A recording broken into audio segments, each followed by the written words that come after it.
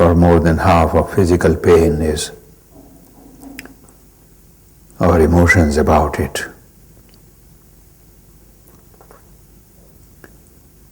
which intensify our sensing of the pain. That we have a choice between suffering or not suffering, choosing to suffer or choosing not to suffer, that intensely the pain that is present, that is to pay attention to the message that the city wall from outside, the guards at the city wall are sending to the headquarters. Once the message is received, fine, thank you, dismissed. Whatever needs to be done or can be done about it, you choose to do. But don't keep receiving the same message again and again.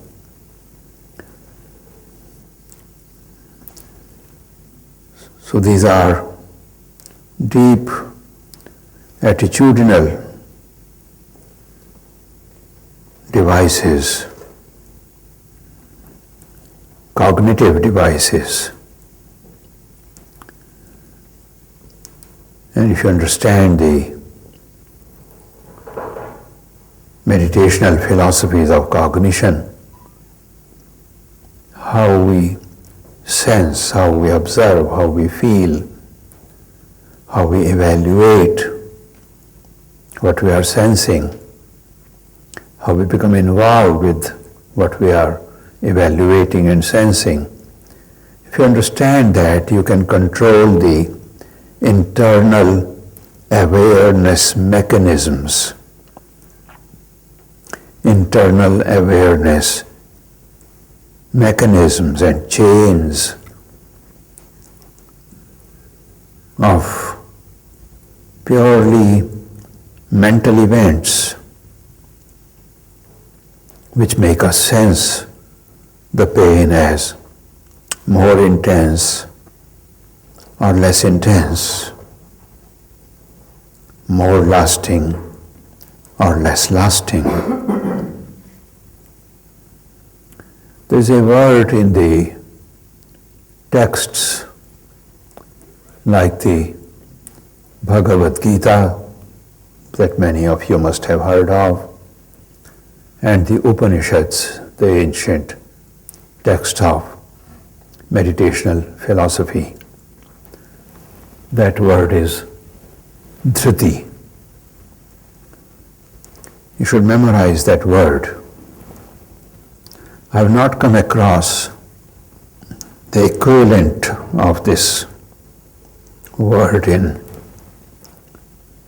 any of the modern psychology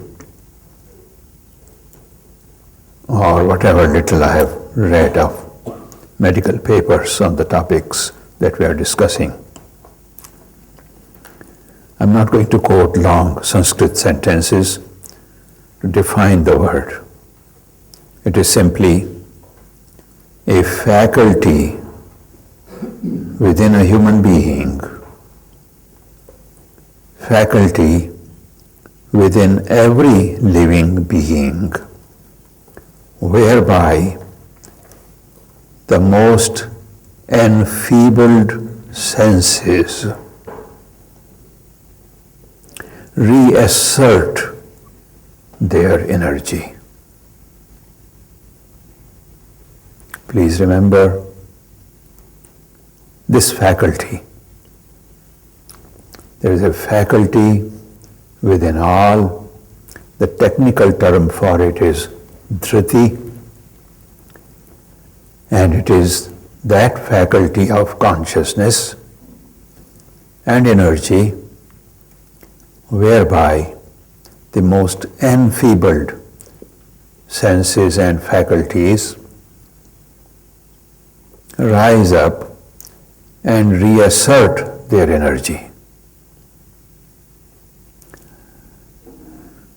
You all have heard of last minute awakening of a person who was dying.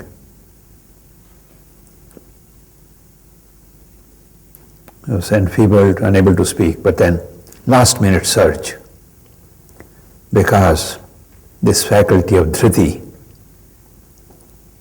part of your consciousness and part of your energy systems, is reasserting itself one last time. We who are learning the path of dhyana yoga, the yoga of meditation, we use that all the time. I use it every day. Because if I was depending entirely on my physical body is not strong enough to continue with the duties it carries. So, as they say, thou shalt not live by bread alone, the bread should be retranslated in the yogic language into Annamaya Kosha, the casing made of food. So thou shalt not live by body alone. You suffer so many pains with that intensity because you choose to live by body alone. So you have to discover this faculty of dhriti. You have to learn to identify that place in you. Normal knowledge about pain, anesthesia, painkillers,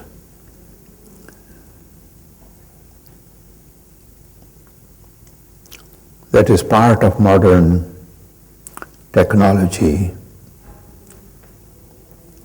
And one thing with my Guru Swami Rama of the Himalayas was that he incorporated all of the modern knowledge with all of the ancient knowledge and made it a complete holistic view.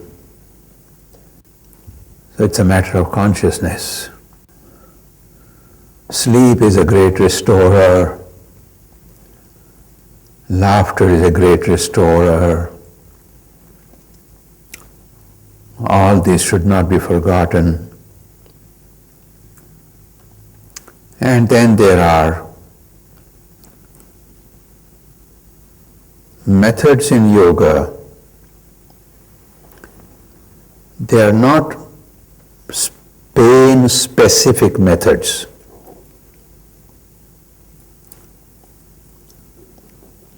It is the same meditations, same methods of meditation can give you many different results. Please bear this in mind. Same methods of meditation can give you many different results. What result you want from a given meditation method depends on your sankalpa, your intention to apply that method to achieve a particular purpose within your personality.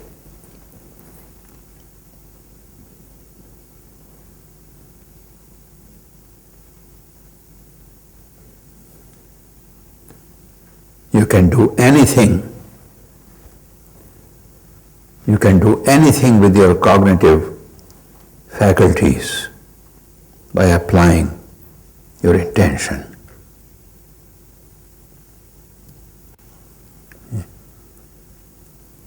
These are subtle volume controls, regulatory mechanisms within you which you have not yet learned to identify. See? Just as you can learn to modulate your voice.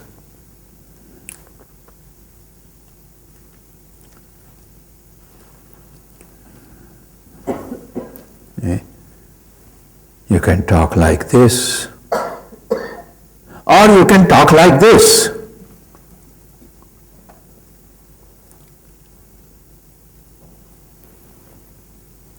It has nothing to do with voice training. These are self-regulatory mechanisms in you which you have not identified in your cognition mechanisms, in your self-awareness tools inside you.